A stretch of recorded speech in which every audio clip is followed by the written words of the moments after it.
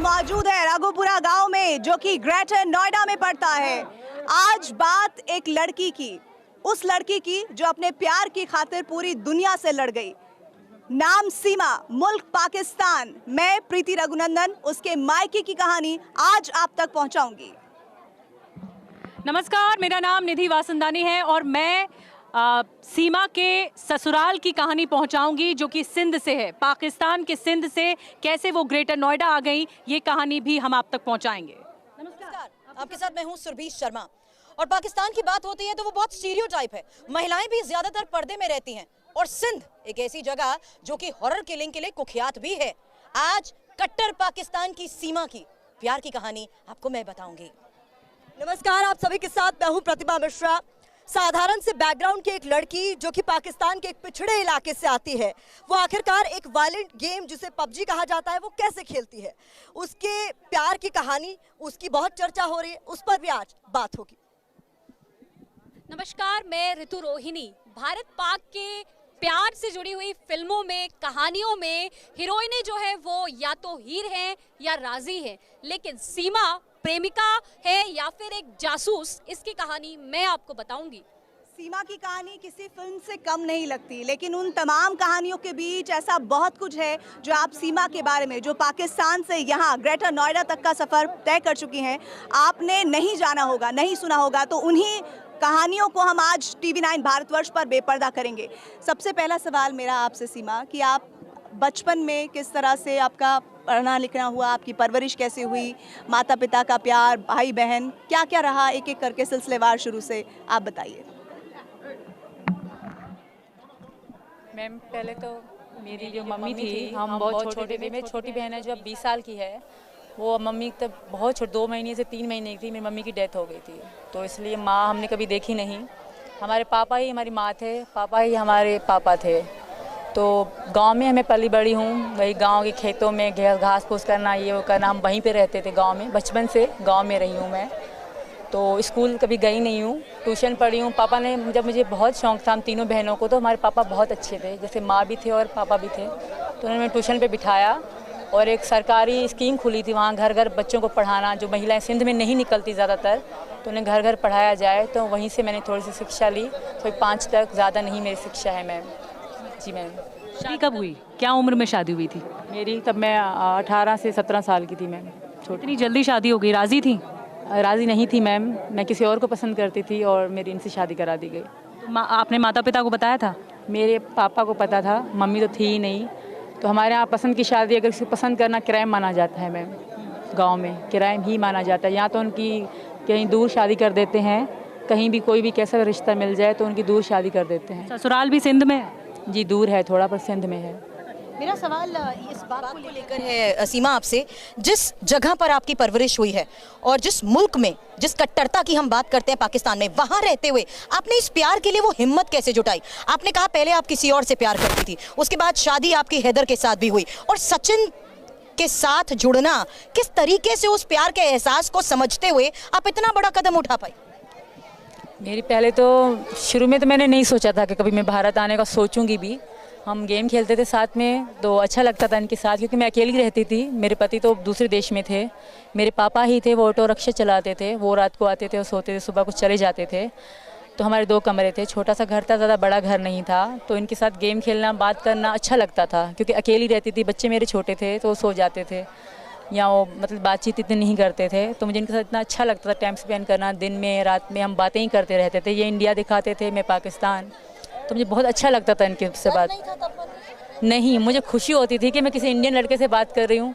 एक फीलिंग अलग होती थी जब इनको मैं अपना देश दिखाती थी, अपने वहाँ पे शादी, ये फंक्शन दिखाती थी, तो ये भी इंटरेस्ट से देखते थे और मैं भी इंटरेस्ट से, ये यहाँ के त्यौहार वगैरह मुझे दिखाते थे कि आज हम होली मनाई इन्होंने, तो दिखाते, बहुत इंटरेस्ट, बहुत अच्छा लगता था मुझे। जिन लोगों के बीच आप रही हैं, उनकी सोच से तो आप वाकिफ थी कि किस तरीके से उनका नज़रिया है? उनके रहते हुए कदम उठाना आसान था? मतलब मैं अकेली रहती थी मैम शहर में। शादी के बाद मैं शहर शिफ्ट हो गई। हमारे 2 कमरे का छोटा सा घर था, मैं और मेरे पापा रहते थे। हाँ, अगर गांव में होता तो इतना नहीं होता, क्योंकि गांव में फ़ोन रखना भी अलाउड नहीं था मैम। मैं कराची में थी तभी मैंने फ़ोन लिया था। मैं समझ पाई हूँ सचिन से आपके प्यार का जरिया पबजी बना। ये कैसे हो गया? एक लड़की जो कहती है कि मैं पढ़ी लिखी नहीं हूँ, मुझे कभी वो मौके नहीं मिले जो मुझे चाहिए थे कभी, लेकिन एक ऐसी गेम जिसे बहुत वायलेंट कैटेगरी का माना जाता है, वो आपको फ़ोन मिल जाना, फिर उतना डेटा मिल जाना, उतना समय मिल जाना कि आप पबजी जैसा गेम खेल पाती थी, और उससे आप कैसे सचिन से जुड़ पाई? मैम ज़्यादातर तो रात में ही पबजी खेली मैंने जब शुरू में ही डाउनलोड करी थी पबजी गेम। सब खेलते थे वहाँ पे, तो पबजी वहाँ सब खेलते थे। कुछ दोस्तें थी मेरी वो भी खेलती थी, कुछ मोहल्ले के लोग भी खेलते थे। पबजी बहुत अच्छी है, कोई कहता लड़कियाँ मिल जाती हैं, कोई ऐसे, मतलब बहुत मज़ा आता है। 4 लोग बैठ के खेलते थे तो बातें भी होती तो अच्छा लगता था। तो मैंने डाउनलोड करी, मेरा लड़का भी खेलता था और मैं भी। फिर अचानक से ये मेरे गेम में आ गए, अचानक से आ जाते हैं, रेंडम में मतलब बोलते हैं, तो 4 लोग जुड़ जाते हैं, 4 पार्टनर हो जाते हैं, फिर वो 6-7 मिल के खेलते हैं। तो ये और एक इनके दोस्त थे, मेरा मारिया खान नाम था आईडी में, फेक नाम रखा था, क्योंकि अगर अपना नाम रखते नहीं हम आईडियों पे, मतलब क्राइम माना जाता, मतलब मारते पीटते हैं घर वाले, तो मैं मारिया खान नाम रखा था मैंने। तो ये लोग आ गए, तो ये लोग खुशी मना रहे थे कि लड़की गेम में आ गए। इनको ना पता था कि पाकिस्तान से, मैं ना मुझे पता था कि ये भारत से हैं। तो ये मुझे मतलब इंटरेस्ट दिलाने लगे कि लड़की है, तो ज़्यादा मजाक करने लगे। मैं तब भी इनसे बात नहीं कर रही थी। जब गेम ख़त्म हो गई हमारी तो इन्होंने चिकन डिनर करा दिया मेरा, तो मुझे अच्छा लगा कि भाई मेरा चिकन, पहली गेम और चिकन डिनर हो गया, तो अच्छा लग रहा था। तो फिर इन्होंने फ्रेंड रिक्वेस्ट भेजी मुझे। अंदर फ्रेंड रिक्वेस्ट भी होती है, चैटिंग भी होती है, वॉइस भी होती है, और वॉइस पे बात भी होती है। तो वहाँ से हमारे गेम खेलना स्टार्ट हो गए। ये 2020 की बात है मैम।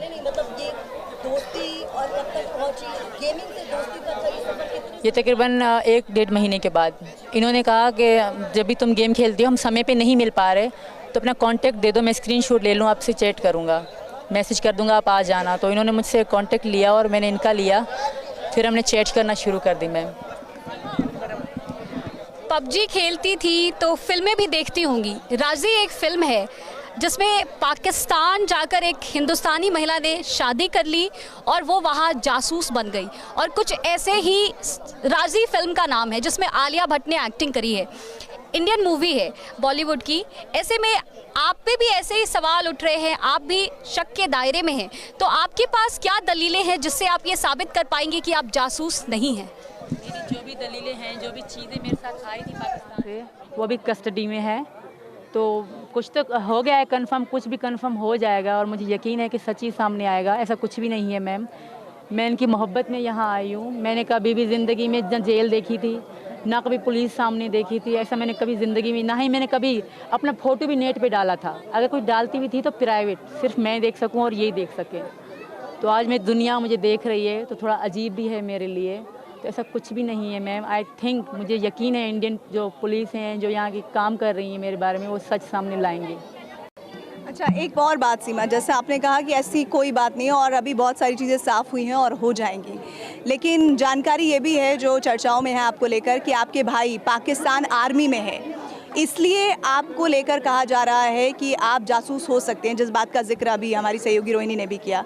तो भाई आर्मी में कैसे जुड़ा, आप उनसे कितनी आपकी बातचीत है, क्या आपकी आपस में बातचीत में शेयर हुआ कि आर्मी को लेकर क्या तरीका है, पाकिस्तान में कैसे काम होता है, क्या नहीं होता है? बहुत सारी बातें हैं जो आपको शक के दायरे में भी लाती हैं। जी मैम, ऐसा कुछ भी नहीं है। मेरे पापा की इच्छा थी, क्योंकि मेरे भैया को जॉब नहीं मिल रही थी। मेरे भैया हाइट के लंबे और अच्छे हैं, स्मार्ट हैं, 22 साल के हैं, वो ज़्यादा बड़े भी नहीं हैं। तो उनकी मतलब जॉब नहीं, जो हमारे लड़कों को जॉब नहीं मिलती तो वो फ़ौज में ही भर्ती होते हैं।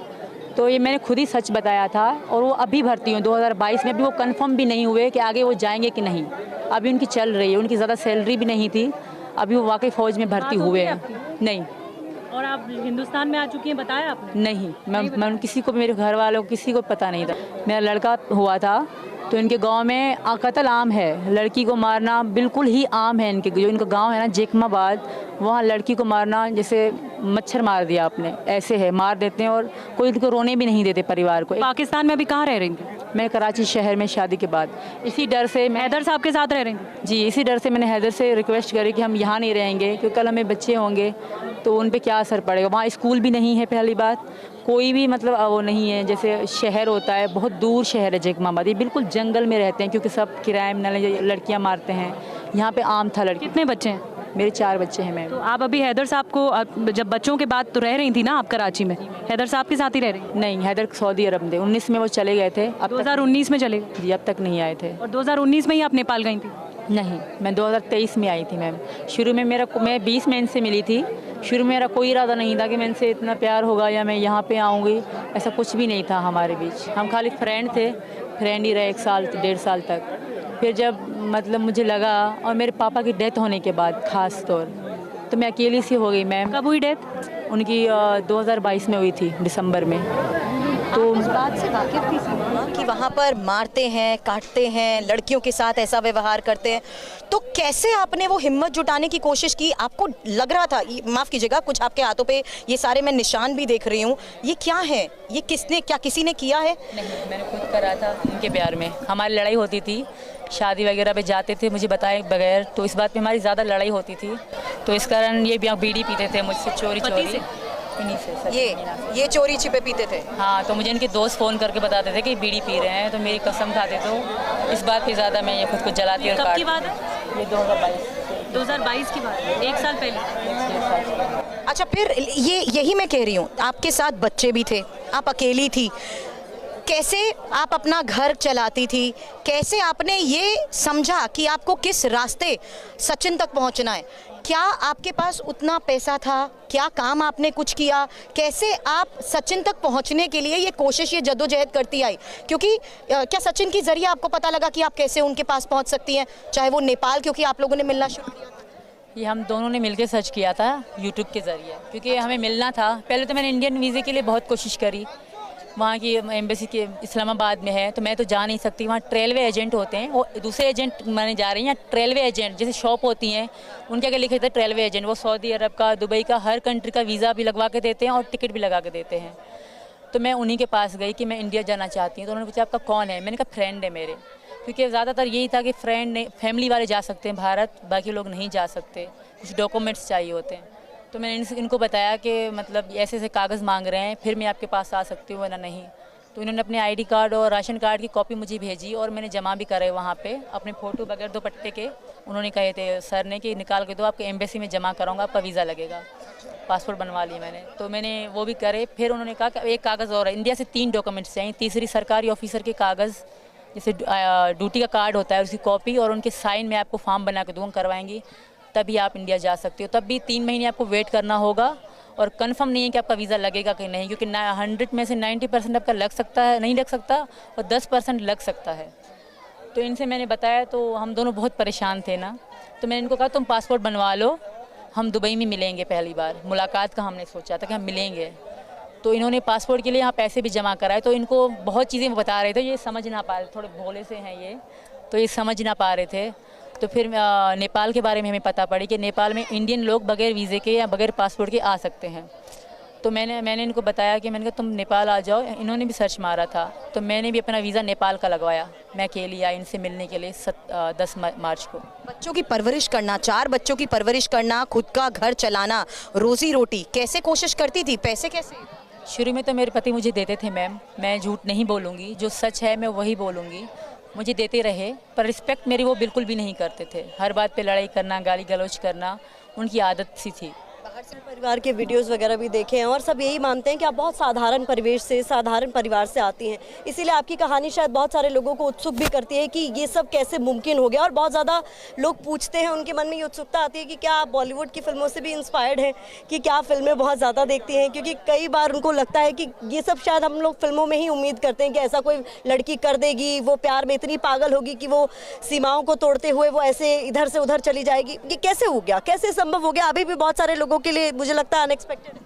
फिल्में थी, फिल्में बहुत देखती थी, पर मैं इनको खोना नहीं चाहती थी। एक बार पहले मैंने खो दिया था, वो 2013 की बात कर रही हूँ मैं आपसे। मैं किसी को पसंद करती थी, मेरे कज़न थे वो, तो मैं बहुत उनके लिए दुख दे कि मैं शादी करवा दो। शादी की बात चल रही थी, तो सबको पता है, पर पसंद करते हैं तो पसंद एक क्राइम माना जाता है, हमारे यहाँ बहुत बड़ा क्राइम माना जाता है। बलोचों में तो बहुत, मैं बलोच से हूँ, मेरे पति भी बलोच से हैं जो पहले वाले हैं। तो बलोचों में लव करना बहुत बड़ा क्राइम, वहाँ काला कारी कहते हैं। जो लड़का अगर पसंद करे काला, लड़की करे तो काली। तो लड़के को तो नहीं मारते, लड़की को मारा जाता है, तो वो रिस्पेक्ट पे बात आती है। और इसी कारण अभी मेरे पति जो चिल्ला रहे हैं, इसी कारण चिल्ला रहे हैं क्योंकि उनकी नज़र में मैं काली हूँ, तो इनके साथ रहना मेरे लिए सही नहीं है। तो वहाँ पे इसी कारण मैम, अभी वहाँ पे काला काली का सिस्टम होता है मैम। एक मोहब्बत आपकी ये है जो आपको एक मुल्क से दूसरे मुल्क से आपके उस जगह पर पहुंचाती है जहां पर आपका प्रेमी रहता है, और एक मोहब्बत आपकी वो है शादी से पहले कि आपके माता पिता ने नहीं चाहा और आपने कहीं और शादी कर ली। तो वो कौन शख्स था, क्या हुआ था जो वहाँ आपके माता पिता ने शादी नहीं की, पूरी बात बताइए ज़रा। ज़हीर नाम था उनका, जेड से ज़हीर नाम था उनका, ज़हीर नाम था उनका जी। तो उनको मैं बहुत पसंद करती थी। इनको भी मैंने बताया था कि मैंने पहले किसी को चाहा था इतना जितना अब तुम्हें चाहती हूँ।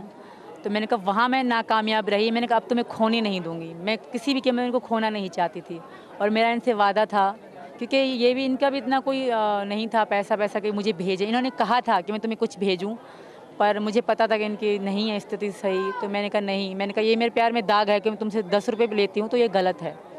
मैंने कहा मेरे पास आखिरी 1 रुपया होगा, उस पर मैं तुमसे मिलने की कोशिश करूँगी, बाकी मैं हार नहीं मानूंगी। गुलाम हैदर के साथ आपकी आप सेकेंड वाइफ थी, लेकिन आप क्या लव मैरिज थी? नहीं मैम, अरेंज मैरिज थी? आपके माता पिता ने तय की थी? पापा मेरे, माता नहीं है मेरी। पिता ने तय की? हाँ, तो सिर्फ साइन ही हुए थे हमारे, ज़्यादा धूमधाम से हमारी शादी नहीं हुई थी मैम। लेकिन ससुराल से दिक्कतें क्या थी? क्यों आप इस तरह से कह रही हैं कि वहाँ हिंसा ज़्यादा होती थी?